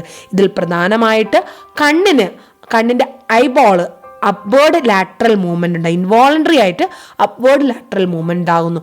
അതിനെ എന്ത് പറയുന്നു? ഒക്കുലോഗൈറിക് ക്രൈസിസ് എന്നാണ് പറയുന്നത്. ഈ ഡിസ്റ്റോണിയാസ്, അക്യൂട്ട് ഡിസ്റ്റോണിയ, ഇത് എങ്ങനെ നമുക്ക് പ്രിവെൻറ്റ് ചെയ്യാം? ആൻറ്റി കോളിനർജിക്സും ആൻറ്റി ഹിസ്റ്റമിനർജിക്സും ഡോപ്പമിൻ എഗോണിസ്റ്റുകളും ബീറ്റ അഡ്രിനർജിക് ആൻറ്റഗോണിസ്റ്റുകളും ബെൻസോഡയസപ്പൈൻസും ഇതുപോലെയുള്ള ഡ്രഗ്സ് ഉപയോഗിച്ച് നമുക്ക് ഈ സിംറ്റംസ് പ്രിവെൻറ്റ് ചെയ്യാം. Acute dystonia can be treated or prevented by the use of anticholinergics, antihistaminergics, dopamine agonist, beta adrenergic antagonist, benzodiazepines, etc. ഇനി EPSന്റെ മൂന്നാമത്തെ സിംറ്റം എക്കത്തീഷ്യ. എന്താണ് എക്കത്തീഷ്യ എന്ന് പറഞ്ഞാൽ? Akathisia is a subjective feeling of muscular discomfort that can cause patients to be agitated. അതായത് ആ ഒരു feel ഉണ്ടാകുന്ന വ്യക്തിക്ക് മാത്രം കാണാൻ പറ്റുന്ന, എനിക്കുണ്ടെങ്കിൽ എനിക്ക് മാത്രം തിരിച്ചറിയാൻ പറ്റുന്ന ഒരു ഡിസ്കംഫർട്ടാണ് ഈ എക്കത്തീഷ്യ എന്ന് പറയുന്നത്. അതുകൊണ്ടാണ് സബ്ജക്റ്റീവ് ഫീലിംഗ് എന്ന് പറയുന്നത്. എൻ്റെ മസിൽസിനുണ്ടാകുന്നൊരു ഡിസ്കംഫർട്ട്. അപ്പോൾ അങ്ങനെ ആ ഒരു മസ്കുലർ ഡിസ്കംഫർട്ടിൻ്റെ ഫലമായിട്ട് എനിക്ക് അജിറ്റേഷനും റെസ്ലെസ്സും ജനറലി ഡിസ്ഫോറിക്കുമായിട്ട് മാറുന്നു. അതായത് ഭയങ്കര ഒരു റെസ്ലെസ്നെസ്, എനിക്ക് ഒന്നടങ്ങി ഒന്നും ചെയ്യാൻ പറ്റാത്ത ഭയങ്കര ദേഷ്യവും ഒരു റെസ്ലെസ് ആയിട്ട് ഒരു കാര്യത്തിൽ കോൺസെൻട്രേറ്റ് ചെയ്യാൻ പറ്റാത്ത ഒരു അവസ്ഥ. ഇതിനെയാണ് എക്കത്തീഷ്യ എന്ന് പറയുന്നത്. It's A subjective feeling of muscular discomfort, agitated, restless, feeling generally dysphoric. അക്കസ്തീഷ്യ നമുക്ക് ഏതൊക്കെ ഡ്രഗ്സ് കൊണ്ട് ട്രീറ്റ് ചെയ്യാൻ പറ്റും? പ്രൊപ്പനോൾ, ബെൻസോഡയസപ്പൈൻസ്, ക്ലോണിഡിൻ, ഈ ഡ്രഗ്സ് കൊണ്ട് നമുക്ക് അക്കസ്തീഷ്യ ട്രീറ്റ് ചെയ്യാം. അപ്പോൾ നമ്മൾ 3 സിംറ്റംസ് ഇവിടെ പറഞ്ഞു. എന്തൊക്കെയാണ് പറഞ്ഞത്? First one neuroleptic induced parkinsonism, രണ്ടാമത് അക്യൂട്ട് ഡിസ്റ്റോണിയ, മൂന്നാമത് എക്കത്തീഷ്യ. 4 tardive dyskinesia. എന്താണ് ഈ tardive dyskinesia? Dys means difficulty in movement. അതാണ് ഡിസ്കൈനേഷ്യ എന്ന് പറയുന്നത്. ടാർഡീവ് ഡിസ്കൈനേഷ്യ എന്താണെന്ന് നോക്കാം. It is a delayed adverse effect of antipsychotics. അതായത് ആൻറ്റിസൈക്കോട്ടിക്സ് തുടങ്ങുമ്പോൾ തന്നെ ഉണ്ടാകുന്ന ഒരു സിംറ്റം അല്ല. എന്നാൽ കണ്ടിന്യൂസ്ലി യൂസ് ചെയ്ത് കഴിയുമ്പോൾ ലേറ്റർ സ്റ്റേജിൽ ഉണ്ടാകുന്ന മറ്റൊരു സൈഡ് എഫക്റ്റ് ആണ് ടാർഡീവ് ഡിസ്കൈനേഷ്യ എന്ന് പറയുന്നത്. അതായത് abnormal irregular choreoathetoid movements of the muscles of the head, limb, trunk. It is characterized by chewing, sucking, grimacing and perioral movements. അതായത് നമ്മുടെ അപ്പർ പാർട്ട്, നമ്മുടെ ബോഡിയുടെ തലയിലും അപ്പർ ലിംസിലും ട്രങ്കിലും ഒക്കെയുള്ള മസിൽസിലുണ്ടാകുന്ന കൊറിയോഅഥറ്റോയിഡ് ആയിട്ടുള്ള അബ്നോർമൽ ആയിട്ടുള്ള ഇറഗുലർ മസിൽ മൂവ്മെൻറ്റ്. ലൈക്ക് അബ്നോർമലായിട്ട് ച്യൂവിങ് നടക്കുന്നു, സക്കിങ് നടക്കുന്നു, ഗ്രിമേസിങ്, ഫേഷ്യൽ എക്സ്പ്രഷൻസ് ഉണ്ടാകും, പെരി ഓറൽ മൂവ്മെൻറ്റ്സ്, ചുണ്ടിന് ചുറ്റുമായിട്ടുള്ള മസിൽസിന് ഉണ്ടാകുന്ന അബ്നോർമൽ മൂവ്മെൻറ്റ്സ്. ഇതിനെയാണ് ടാർഡീവ് ഡിസ്കൈനേഷ്യ എന്ന് പറയുന്നത്. അപ്പോൾ ഇത് ലേറ്റ് സിംറ്റമാണ്. Next fifth symptom of EPS എന്താണ്? Neuroleptic malignant syndrome. അവിടെ മാലിഗ്നൻ്റ് എന്ന് പറയുമ്പോൾ ക്യാൻസർ എന്നല്ല അതിൻ്റെ അർത്ഥം, അവിടെ ഉദ്ദേശിക്കുന്നത് വേറെയാണ്. നമുക്ക് എന്താണെന്ന് നോക്കാം. 5ാമത്തെ സിംറ്റം, ഇറ്റ് ഈസ് റെയർ, വളരെ റെയർ ആയിട്ട് ആൾക്കാർക്ക് ഉണ്ടാകാറുള്ളൂ. പക്ഷേ ഉണ്ടായിക്കഴിഞ്ഞാൽ it is very serious. This is a rare but serious disorder occurring in a small minority of patients taking neuroleptics, especially high പൊട്ടൻസിയിലുള്ള ന്യൂറോലെപ്റ്റിക് ഡ്രഗ്സ് എടുക്കുന്ന ആൾക്കാർക്കുണ്ടാകുന്ന ഒരു പ്രോബ്ലം, റെയർ ആയിട്ടുള്ള ആൾക്കാർക്കുണ്ടാകുന്ന ഒരു പ്രോബ്ലമാണ് ന്യൂറോലെപ്റ്റിക് മാലിഗ്നൻറ്റ് സിൻഡ്രോം എന്ന് പറയുന്നത്. അവിടെ മൾട്ടിപ്പിൾ കംപ്ലൈൻറ്റ്സ് ഉണ്ടാകാറുണ്ട്. അതുകൊണ്ടാണ് അതിൻ്റെ സിൻഡ്രോം എന്ന് പറയുന്നത്. ഗ്രൂപ്പ് ഓഫ് സിംറ്റംസ് ഉണ്ടാകുമ്പോഴാണ് നമ്മൾ എന്ത് പറയുന്നത്? സിൻഡ്രോം എന്ന് പറയുന്നത്. Neuroleptic malignant syndrome. The onset is often but not invariably in first 10 days of treatment. സാധാരണ ആ ഒരു ട്രീറ്റ്മെൻറ്റ് തുടങ്ങി ആദ്യത്തെ 10 ദിവസങ്ങളിലൊന്നും ഉണ്ടാകാറില്ല. The clinical picture include the rapid onset of severe motor, mental, autonomic disorders. Motor പെട്ടെന്നായിട്ട് ഒരു 24 പെട്ടെന്ന് ഒരു ഉണ്ടായി തുടങ്ങുമ്പോൾ അത് ഗ്രാജുവലി അല്ല, പെട്ടെന്ന് തന്നെ റാപ്പിഡായിട്ട് തന്നെ ഒരു ദിവസം 1, 2, 3 ദിവസത്തിനുള്ളിൽ തന്നെ എന്ത് ചെയ്യുന്നു? അവിടെ മോട്ടോർ സിംറ്റംസ്, മോട്ടോർ ഡിസോർഡേഴ്സും മെൻ്റൽ ഡിസോർഡേഴ്സും ഓട്ടോണമിക് ഡിസോർഡേഴ്സും ഉണ്ടാകുന്നു. പ്രോമിനൻറ്റ് മോട്ടോർ സിംറ്റംസ് എന്ന് പറഞ്ഞാൽ മസ്കുലർ ഹൈപ്പർ ടോണിസിറ്റി, മസിൽസിൻ്റെ ടോണിസിറ്റി വളരെയധികം കൂടുന്നു. Hyper tonicity of muscles, stiffness of the muscles in the throat and chest. അതിൻ്റെ ഫലമായിട്ട് ഡിസ്ഫേഷ്യയും ഡിസ്നിയും ഉണ്ടാകുന്നു. നമ്മുടെ ത്രോട്ടിലും ചെസ്റ്റിലുമുള്ള മസിൽസിന് സ്റ്റിഫ്നെസ് ഉണ്ടായിട്ട് ഡിഫിക്കൽട്ടി ഇൻ സ്പീക്കിങ്ങും ഡിഫിക്കൽട്ടി ഇൻ സ്വാലോയിങ്ങും ഡിഫിക്കൽട്ടി ഇൻ ബ്രീത്തിങ്ങും അവിടെ ഉണ്ടാകുന്നു. ഇതാണ് മോട്ടോർ സിംറ്റംസ്. മനസ്സിലാവുന്നുണ്ട്. നെക്സ്റ്റ് മെൻ്റൽ സിംറ്റംസ് എന്തൊക്കെയാണ്? പേഷ്യൻ്റ് ഒന്നും മിണ്ടുന്നില്ല, സംസാരിക്കുന്നില്ല, മൂവ്മെൻറ്റിൽ akinetic mutism, stupor, impaired consciousness, ഇവയെല്ലാം ഡെവലപ്പ് ചെയ്യുന്നു മെൻ്റൽ സിംറ്റംസ് ആയിട്ട്. ഇത് കൂടാതെ ഹൈപ്പർ പൈറക്സിയ, ടെമ്പറേച്ചർ അധികമായിട്ട് കൂടുന്നു, autonomic disturbances, unstable blood pressure, tachycardia, excessive sweating, salivation. Excessive സ്വെറ്റിങ്ങും എക്സസീവ് സലേവേഷനും യൂറിനറി ഇൻകോണ്ടിനൻസും അവിടെ ഉണ്ടാകുന്നു. ഇതുപോലെയുള്ള ഓട്ടോണമിക് ഡിസ്റ്റർബൻസസും ഉണ്ടാകും. അപ്പോൾ നമ്മൾ എന്തൊക്കെയാണ് പറഞ്ഞത്? ന്യൂറോലെപ്റ്റിക് മാലിഗ്നൻറ്റ് സിൻഡ്രോം എന്ന് പറഞ്ഞാൽ എല്ലാവർക്കും ഉണ്ടാകുന്നില്ല, വളരെ കുറച്ച് പേർക്ക് ആദ്യത്തെ 10 ദിവസത്തെ ട്രീറ്റ്മെൻറ്റിലും ഉണ്ടാകുന്നില്ല. അത് കഴിഞ്ഞതിന് ശേഷം പെട്ടെന്നായിട്ട് പേഷ്യൻറ്റിൻ്റെ മോട്ടോർ സിംറ്റംസും അതുപോലെ മെൻ്റൽ സിംറ്റംസും അതുപോലെ ഓട്ടോണമിക് ഡിസോർഡേഴ്സും ഉണ്ടാകുന്നു. എന്തൊക്കെയാണ് മോട്ടോർ സിംറ്റംസ് ഉണ്ടാകുന്നത്? മസ്കുലർ ഹൈപ്പർ ടോണിസിറ്റി ഉണ്ടാകുന്നു, ത്രോട്ടിൻ്റെയും ചെസ്റ്റിൻ്റെയും മസിൽസ് സ്റ്റിഫ്നെസ് ഉണ്ടായി, ഡിസ്ഫേഷ്യയും ഡിസ്നിയും ഉണ്ടാകുന്നു. നെക്സ്റ്റ് മെൻ്റൽ സിംറ്റംസ് എന്ന് പറയുമ്പോൾ akinetic mutism, stupor, impaired consciousness ഉണ്ടാകുന്നു. ഒപ്പം ഓട്ടോണമിക് ഡിസോർഡറായിട്ട് hyper pyrexia, blood pressure, unstable blood pressure, heart rate വളരെയധികം കൂടി, ടാക്കിക്കാർഡിയ, പേഷ്യൻ്റ് ഭയങ്കരമായിട്ട് സ്വെറ്റിംഗ് ഉണ്ടാകും, എക്സസീവ് സ്വെറ്റിംഗ് ഉണ്ടാകുന്നു, എക്സസീവ് സലേവേഷൻ, സലേവ പ്രൊഡക്ഷൻ വളരെയധികം കൂടുന്നു, യൂറിൻ അധികം കൺട്രോൾ ചെയ്യാൻ പറ്റുന്നില്ല, യൂറിനറി ഇൻകോണ്ടിനൻസ് ഡെവലപ്പ് ചെയ്യുന്നു. ഇൻ ദ ബ്ലഡ്, അതുകൂടാതെ ബ്ലഡിൽ ചില വേരിയേഷൻസ് ഉണ്ടാകാറുണ്ട്. എന്തൊക്കെയാണ്? ക്രിയാറ്റിൻ ഫോസ്ഫോകൈനസ് ലെവല് വളരെയധികം കൂടാറുണ്ട്, ചിലപ്പോൾ വളരെയധികം കൂടും. അതുപോലെ വൈറ്റ് ബ്ലഡ് സെൽസും അതും കൂടാൻ ചാൻസ് ഉണ്ട്. ഇത് കൂടാതെ pneumonia, thrombo embolism, cardiovascular collapse, renal failure, ഇതുപോലെയുള്ള പ്രോബ്ലംസ് ഇത് അസോസിയേറ്റഡ് ആയിട്ട് ഉണ്ടാകുന്നു. ഇപ്പോൾ നിങ്ങൾക്ക് മനസ്സിലാവും എന്തുകൊണ്ടാണ് മാലിഗ്നൻസി എന്ന് പറയുന്നത്. മാലിഗ്നൻസി എന്ന് പറഞ്ഞാൽ നമ്മൾ ഉദ്ദേശിച്ചത് it may leads to complete failure of our body. നമ്മുടെ ശരീരത്തിൻ്റെ പ്രധാനപ്പെട്ട എല്ലാ ഇമ്പോർട്ടൻ്റ് ഓർഗൻസിനെയും അവിടെ ഡാമേജ് ആക്കാം. അതുകൊണ്ട് തന്നെയാണ് പറഞ്ഞത് ആൻറ്റിസൈക്കോട്ടിക്സ് എടുക്കുന്ന ഡ്രഗ്സിന് അവിടെ ആൻറ്റിസൈക്കോട്ടിക്സ് എടുത്തെന്ന് വെച്ചിട്ട് പെട്ടെന്ന് ഈ ഒരു സിംറ്റംസ് അവിടെ ഡെവലപ്പ് ചെയ്യുന്നില്ല. റെയറായിട്ട് ആൾക്കാരിൽ പെട്ടെന്ന് ഡെവലപ്പ് ചെയ്യുന്നു, അത്ര മാത്രമേ ഉള്ളൂ. ഓക്കെ, അപ്പോൾ ഇതാണ് ന്യൂറോലെപ്റ്റിക് മാലിഗ്നൻസി സിൻഡ്രോം എന്ന് പറയുന്നത്. ഇത്രയുമാണ് നമ്മുടെ EPS എന്ന് പറയുന്ന first side effect, extra pyramidal symptom. It's very very important. Extra pyramidal symptoms എന്തൊക്കെയാണ് പറഞ്ഞത്? Neuroleptic induced parkinsonism, acute dystonia, akathisia, tardive dyskinesia, neuroleptic malignant syndrome. Next ഇനി രണ്ടാമതുള്ള സിൻഡ്രോം എന്താണ്? Autonomic side effects. Autonomic side effects എന്ന് പറയുമ്പോൾ ആൻറ്റിസൈക്കോട്ടിക്സ് എടുക്കുന്ന പേഷ്യൻസിന് dry mouth ഉണ്ടാകാറുണ്ട്, കോൺസ്റ്റിപ്പേഷൻ ഉണ്ടാകാറുണ്ട്, സൈക്ലോപ്ലീജി ഉണ്ടാകാറുണ്ട്, മെട്രിയാസിസ് ഉണ്ടാകാറുണ്ട്, യൂറിനറി റിട്ടൻഷൻ ഉണ്ടാകാറുണ്ട്, ഓർത്തോസ്റ്റാറ്റിക് ഹൈപ്പോടെൻഷൻ ഉണ്ടാകാറുണ്ട്, ഇമ്പോർട്ടൻസ് ഉണ്ടാകാറുണ്ട്, ഇംപെയർഡ് ഇജാക്കുലേഷൻ ഉണ്ടാകാറുണ്ട്, സെക്ഷുവൽ പ്രോബ്ലംസും യൂറിനറി പ്രോബ്ലംസും ഐ പ്രോബ്ലംസും അതുപോലെ എക്സ്ക്രീറ്ററി പ്രോബ്ലംസും അതുപോലെ ഡ്രൈ മൗത്തും ഇതെല്ലാം ചേർത്തിട്ട് ഓട്ടോണോമിക് സൈഡ് എഫക്ട്സ് പറയുന്നു. ഇതുപോലെ ആൻറ്റിസൈക്കോട്ടിക്സ് എടുക്കുന്ന പേഷ്യൻസ് സീഷേഴ്സ് ഉണ്ടാകാറുണ്ട്, സെഡേഷൻ എഫക്റ്റ് ഉണ്ടാകാറുണ്ട്, പിന്നെ മറ്റു ചില മെറ്റബോളിക് പ്രോബ്ലംസ്. എക്സാമ്പിൾ പറഞ്ഞു കഴിഞ്ഞാൽ എഗ്രാനുലോസൈറ്റോസിസ്, അതർ സൈഡ് എഫക്ട്സിൽ agranulocytosis, especially clozapine. Note ചെയ്തുക, ഇവിടെ ക്ലോസപ്പ് പെയിൻ ഒരു എക്സാമ്പിൾ ഇപ്പോൾ 1 വേർഡ് ക്വസ്റ്റ്യൻ ചോദിക്കുകയാണ്. ക്ലോസപ്പ് പെയിൻ ഇത്ര നാളായിട്ട് എടുക്കുന്ന പേഷ്യൻറ്റിൻ്റെ ബ്ലഡ് ടെസ്റ്റിൻ്റെ റിസൾട്ട് ഇതാണ്. അതിൽ നിങ്ങൾ എക്സ്പെക്ട് ചെയ്യുന്ന ഒരു സൈഡ് എഫക്റ്റ് എന്താണ്? അവിടെ WBC കുറവായിരിക്കും. എഗ്രാനുലോസൈറ്റോസിസ്, ഗ്രാന്യൂൾസിൻ്റെ അളവ് കുറയുന്നു, WBCയുടെ ലെവലിൽ വ്യത്യാസം വരാം. അതൊരു പ്രധാനമായിട്ടുള്ളൊരു നോട്ട് ചെയ്യേണ്ട കാര്യമാണ്. അതുപോലെ തന്നെ ക്ലോസപ്പയിൽ ഉണ്ടാകുന്ന മറ്റൊരു പ്രോബ്ലമാണ് ഇൻക്രീസ്ഡ് സലേവേഷൻ, സയലോറിയ അല്ലെങ്കിൽ ഇൻക്രീസ്ഡ് സലേവേഷൻ ഉണ്ടാകുന്നു, വെയിറ്റ് കൂടുന്നു, ജോണ്ടിസ് ഉണ്ടാകുന്നു, അതുപോലെ സ്കിന്നിന് ഫോട്ടോ സെൻസിറ്റിവിറ്റി റിയാക്ഷൻ ഉണ്ടാകുന്നു, ഡെർമറ്റൈറ്റിസ് ഉണ്ടാകുന്നു. അതായത് സ്കിന്നിൽ അധികം ചൂടടിക്കുമ്പോൾ, വെയിലടിക്കുമ്പോൾ, അടിക്കുമ്പോൾ അവിടെ ഇൻഫ്ലമേഷനും ഉണ്ടാകുന്നു. ഇതെല്ലാമാണ് ആൻറ്റിസൈക്കോട്ടിക്സിൻ്റെ സൈഡ് എഫക്ട്സ്. ഓക്കെ, അപ്പോൾ ഇതുപോലെ ഡീറ്റെയിൽ ആയിട്ട് തന്നെ പഠിക്കുക. ഇതെല്ലാം എക്സാമിന് വരും. ഇനി ഈ ഡ്രഗ്സ് എടുക്കുന്ന പേഷ്യൻസിനെ ട്രീറ്റ് ചെയ്യുന്ന അല്ലെങ്കിൽ അവർക്ക് കെയർ കൊടുക്കുന്ന നേഴ്സസ് ആണ് നമ്മൾ എങ്കിൽ വാട്ട് ഈസ് അവർ റെസ്പോൺസിബിലിറ്റി? നമ്മൾ എന്തൊക്കെ കാര്യങ്ങൾ അവിടെ ശ്രദ്ധിക്കണം? First point, nurse's responsibility for a patient receiving antipsychotics. First one, instruct the patient to take sips of water frequently to relieve dryness of mouth.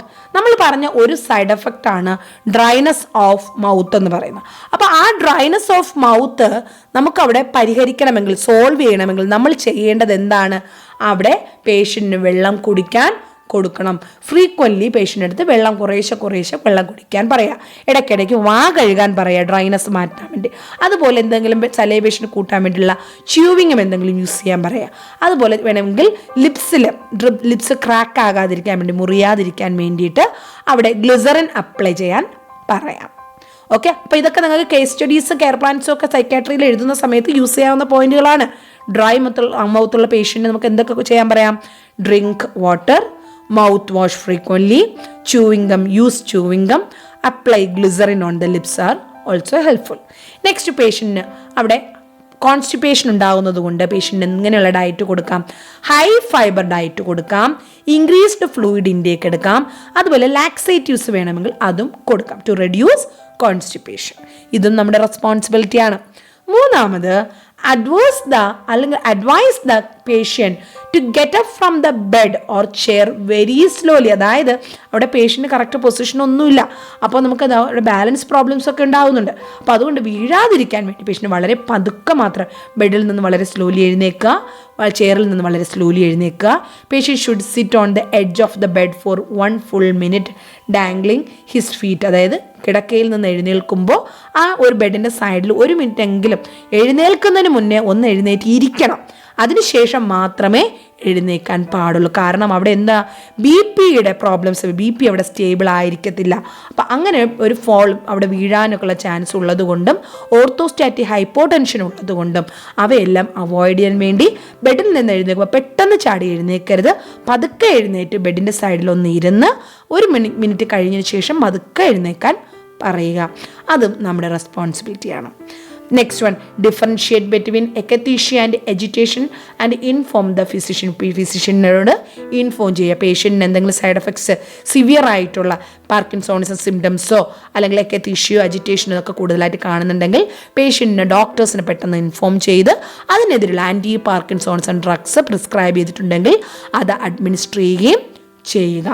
Next one, observe the patient regularly for abnormal movements. പ്രധാനമായിട്ട് നമ്മൾ കണ്ടതാണ് extra pyramidal symptoms, muscle movements, abnormal muscle movements ഉണ്ടാകുന്നുണ്ട് അല്ലേ. അപ്പോൾ നമ്മൾ അതുപോലുള്ള abnormal movements എല്ലാം check ചെയ്യുക, ഒബ്സർവ് ചെയ്യുക. സീഷർ വരാതിരിക്കാനുള്ള പ്രിക്കോഷൻസ് എല്ലാം എടുക്കുക. അതുപോലെ patient should be warned about driving a car or operating machinery when first treated with antipsychotics. Antipsychotics use ചെയ്യുന്ന പേഷ്യൻ്റ് ആണെങ്കിൽ അവരോട് പറയുക, you will not be having full concentration and you may have some concentration issues, so avoid driving car and using machineries. അവിടെ അപകടങ്ങൾ ഒഴിവാക്കാൻ വേണ്ടിയിട്ട് നമ്മൾ ഇതുപോലെയുള്ള കാര്യങ്ങളെല്ലാം ഡ്രൈവ് ചെയ്യുന്നതും മെഷീനറീസ് യൂസ് ചെയ്യുന്നതൊക്കെ അവോയ്ഡ് ചെയ്യുക. അതുപോലെ giving the entire dose at bed time usually eliminates any problems from sedation കാരണം ഉണ്ടാകുന്ന പ്രോബ്ലംസ് ഒക്കെ അവോയ്ഡ് ചെയ്യാൻ വേണ്ടി പേഷ്യൻ്റ് ഉറങ്ങുന്ന സമയത്ത് നമ്മൾക്ക് ഡ്രഗ്സ് അവിടെ കൊടുക്കാം. Next, advise the patient to use sunscreen lotion. നമ്മൾ ഡെർമറ്റൈറ്റിസ് ഒക്കെ പറഞ്ഞതുകൊണ്ട് ഫോട്ടോ സെൻസിറ്റിവിറ്റി ഉണ്ടാകാൻ ചാൻസ് ഉള്ളതുകൊണ്ടും അവിടെ പേഷ്യൻറ്റിനോട് സൺസ്ക്രീൻ മെഷേഴ്സ്, ഫുൾ സ്ലീവോ അല്ലെങ്കിൽ ഡാർക്ക് ഗ്ലാസസ് ഒക്കെ യൂസ് ചെയ്യാൻ അഡ്വൈസ് ചെയ്യാം. അതുപോലെ teach the importance of drug compliance. അതായത് ഡ്രഗ്സ് കോംപ്ലിയൻസ് എന്ന് പറഞ്ഞാൽ എന്താണ്, റെഗുലർലി കറക്റ്റ് ടൈമിൽ correct dose medicine, correct dose correct time എടുക്കേണ്ട അതിൻ്റെ ആവശ്യകതകളെക്കുറിച്ച് പേഷ്യൻറ്റിന് പറഞ്ഞു കൊടുക്കുക. അതുപോലെ കോമൺ ആയിട്ട് ഈ ഡ്രഗ്സ് കഴിക്കുമ്പോൾ ഉണ്ടാകുന്ന സൈഡ് എഫക്ട്സ് ഭയപ്പെടേണ്ട കാര്യമില്ല, അവയൊന്നും സിവിയർ അല്ല, നമുക്കിതൊക്കെ മാറ്റാൻ പറ്റുന്നതാണ് എന്നുള്ളതവരെ ഹെൽത്ത് എഡ്യൂക്കേറ്റ് ചെയ്യിപ്പിക്കുക. അതുപോലെ patient receive clozapine atypical antipsychotics receive ചെയ്യുന്ന പേഷ്യൻസിന് അവിടെ ഗ്രാനുലോസൈറ്റോസിസ് ഉണ്ടാകാൻ ചാൻസ് ഉള്ളതുകൊണ്ട് റിപ്പീറ്റഡ് ആയിട്ട് ബ്ലഡ് ടെസ്റ്റ് ഓരോ ആഴ്ചകളിലും DC ടോട്ടൽ കൗണ്ടും ഡിഫറൻഷ്യൽ കൗണ്ടും ചെക്ക് ചെയ്യണമെന്ന് പറയാം. അതുപോലെ അവിടെ ബ്ലഡിൽ WBCയുടെ അളവ് 3000-ന് താഴ്ന്നിട്ടുണ്ടെങ്കിൽ അവിടെ ഈ ഡ്രഗ്സ് പെട്ടെന്ന് സ്റ്റോപ്പ് ചെയ്യണം, ക്ലോസപ്പൈൻ സ്റ്റോപ്പ് ചെയ്യണമെന്നുള്ളത് ഇൻസ്ട്രക്ട് ചെയ്യുക. അതുപോലെ സീഷർ വരാതിരിക്കാൻ വേണ്ട പ്രിക്കോഷൻസ് എല്ലാം എടുക്കുക. സീഷർ വരാതിരിക്കാൻ ആൻറ്റി കൺവൾസൻസ്, സപ്പോസ് പേഷ്യൻറ്റിന് സീഷർ കിട്ടുന്നുണ്ടെങ്കിൽ ആൻറ്റി കൺവൾസൻസ് കൊടുക്കുക. അപ്പം ഇത്രയും കാര്യങ്ങളാണ് നമ്മുടെ നഴ്സസ് റെസ്പോൺസിബിലിറ്റീസിനകത്ത് വരുന്നത്. എന്തൊക്കെയാണ് നമ്മൾ പറഞ്ഞത്?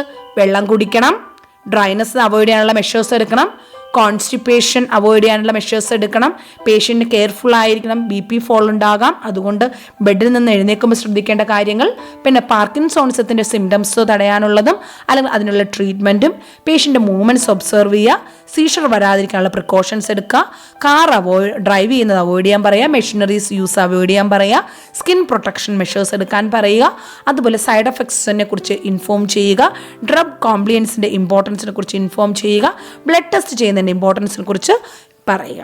ഓക്കെ, അപ്പോൾ ഇത്രയും കാര്യങ്ങളാണ് നമ്മുടെ ആൻറ്റിസൈക്കോട്ടിക്സിനകത്ത് പഠിക്കാനുള്ളത്. അപ്പോൾ എനിക്ക് തോന്നുന്നു നിങ്ങൾക്ക് ഇതെല്ലാം കംപ്ലീറ്റ് ആയിട്ട് മനസ്സിലായെന്നാണ് എൻ്റെ വിശ്വാസം. അപ്പോൾ നിങ്ങൾക്ക് ഈ ഒരു വീഡിയോ എത്രത്തോളം യൂസ്ഫുൾ ആയി എന്നുള്ളത് നിങ്ങളൊന്ന് ഈ വീഡിയോയുടെ കീഴിൽ കമൻറ്റ് ചെയ്യുക. വീഡിയോ ഇഷ്ടപ്പെട്ട് കഴിഞ്ഞാൽ ലൈക്ക് ചെയ്യുക. ചാനൽ സബ്സ്ക്രൈബ് ചെയ്തിട്ടുണ്ടെങ്കിൽ ഉറപ്പായിട്ട് നിങ്ങൾ ഇപ്പോൾ തന്നെ സബ്സ്ക്രൈബ് ചെയ്യണം. കാരണം നിങ്ങൾക്ക് യൂസ്ഫുൾ ആകുന്ന, നഴ്സസിന് യൂസ്ഫുൾ ആകുന്ന, നഴ്സിംഗ് സ്റ്റുഡൻസിന് യൂസ്ഫുൾ ആകുന്ന ഒരുപാട് വീഡിയോസ് നമ്മുടെ യൂട്യൂബ് ചാനലിൽ ഓൾറെഡി അവൈലബിൾ ആണ്. ഇനിയും നമ്മളത് കണ്ടിന്യൂ ചെയ്യുന്നുണ്ടാകും. Thank you for watching. Bye bye.